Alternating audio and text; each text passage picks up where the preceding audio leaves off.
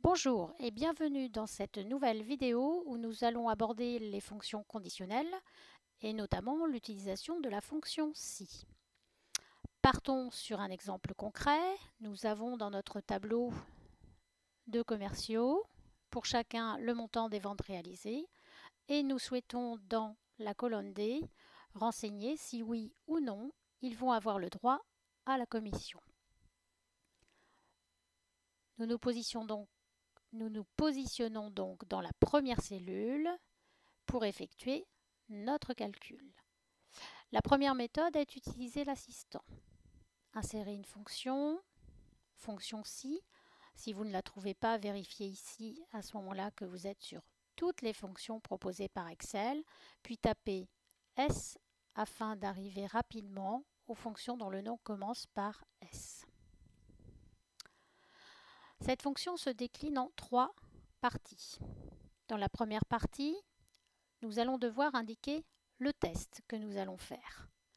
Ici, nous savons que le commercial aura le droit à la commission à partir du moment où ses ventes atteindront au moins 12 000 euros. Notre test sera donc d'aller voir la cellule qui contient le montant des ventes et de voir si celle-ci a une valeur supérieure ou égale à 12 000. Nous arrivons dans la seconde zone.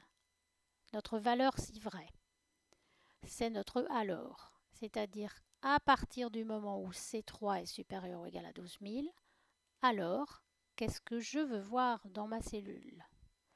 Eh bien, nous voulons voir oui pour la commission. Et sinon, autrement dit, lorsque le montant des ventes du commercial est inférieur à 12 000, sinon, nous souhaitons voir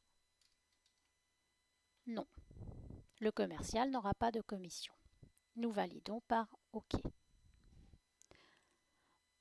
Nous pouvons utiliser la poignée de recopie pour recopier la formule en dessous. Voilà une première possibilité. Repartons du même exemple, mais cette fois-ci en calculant le montant de la commission. Toujours en utilisant l'assistant insérer une fonction.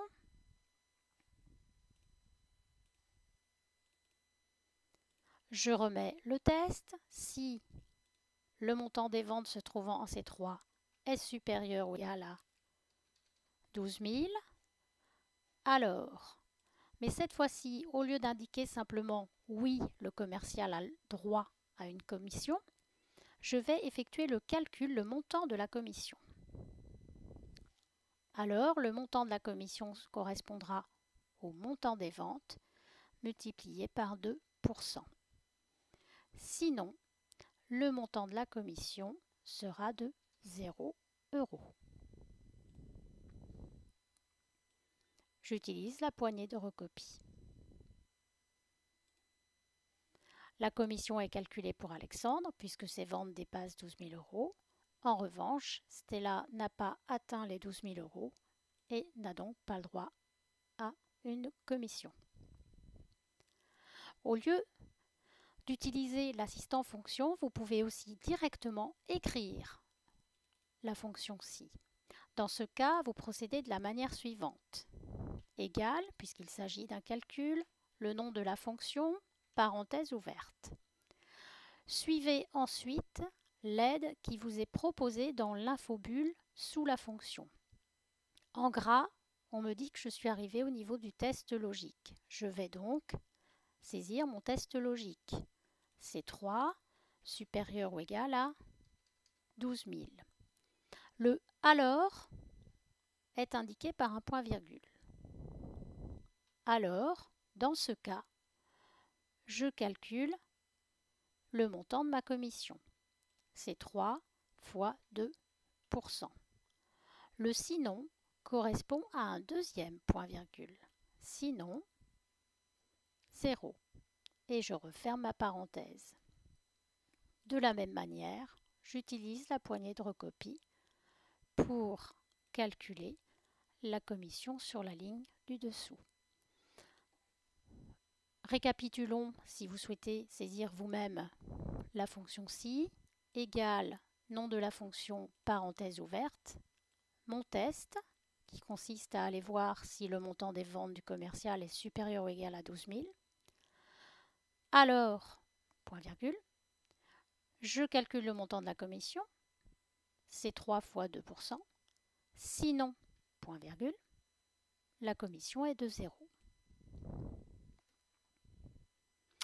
Nous aurons l'occasion de revenir sur la fonction si dans une autre vidéo pour pouvoir imbriquer des si les uns dans les autres. Passons maintenant à la fonction SUM-si. Partons sur un autre exemple où nous avons les dépenses de déplacement des salariés par jour. Nous avons repris dans un tableau à côté le nom des salariés et nous souhaitons pour chacun calculer le montant des frais. Nous allons pour cela utiliser la fonction SUM.si qui se lit en fait de la manière suivante. Si je trouve le nom Julie dans la colonne B, alors je ferai la somme de ce qui se trouve dans la colonne E, la colonne des montants. Utilisons l'assistant.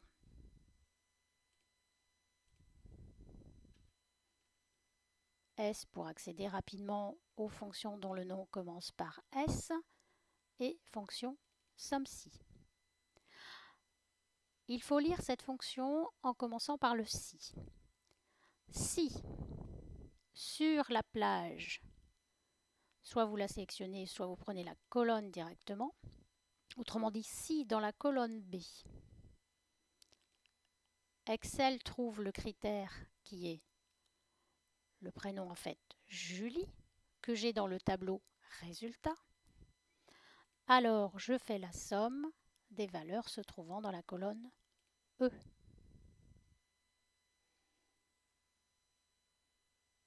Pour pouvoir recopier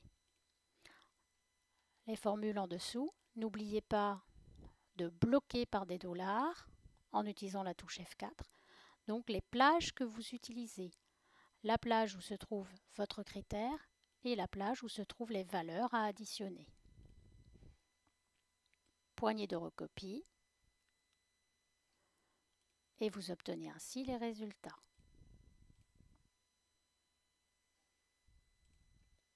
Récapitulons.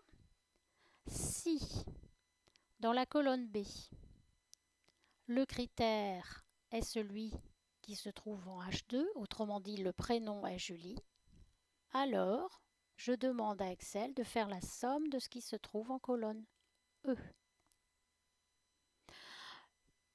Petite indication, petit conseil, attention. Votre critère doit se trouver dans un tableau ou dans un endroit en dehors de votre liste de départ. En effet, si nous étions allés chercher notre critère, non pas en H2, mais par exemple ici en B5, votre résultat ponctuellement aujourd'hui est bon, mais à partir du moment où vous retriez votre tableau de départ, attention, vos résultats risquent de devenir erronés. Passons maintenant au calcul du nombre de déplacements. Nous allons pour cela, il ne s'agit pas d'une somme mais d'un nombre, il s'agit donc de compter. Nous allons donc pour cela utiliser la fonction nb.si. Autrement dit, nous allons compter les déplacements si le salarié ici est Julie. Fx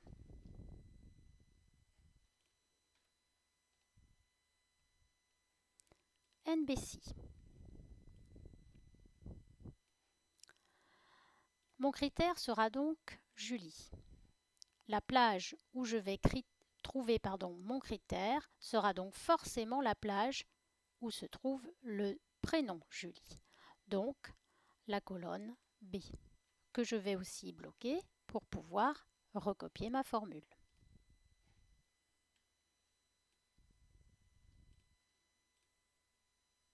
La fonction NBC est donc beaucoup plus facile à utiliser que la fonction SUM-si, puisqu'elle n'est composée que de deux arguments. Ce qu'il faut surtout retenir, c'est que La plage que l'on prend en compte ici est forcément celle où on va trouver notre critère. Voilà, j'espère que cette vidéo pourra vous rendre service, vous aider et je vous dis à très bientôt.